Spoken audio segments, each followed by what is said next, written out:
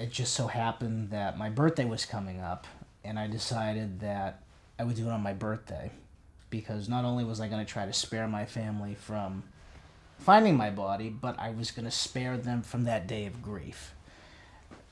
I figured if it was on my birthday, my thought process was they would think more about the good times rather than the bad times. It seemed logical at that point. So I got to work early. Nobody was there. And I was able to get in the building easily. I had probably about a half hour by myself. And I did the math. I needed about 7.5 minutes. And I was pretty confident that nobody was going to be there. Because even if somebody did walk in, the last place they would go was the gym.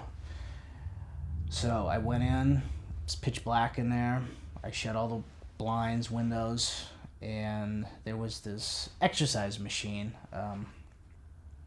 And it had a cord wrapped around it. And I had one of my belts that I had. And I had a belt and I had an extra shirt so I could line the belt because I didn't want to get a skin rash, if that makes sense.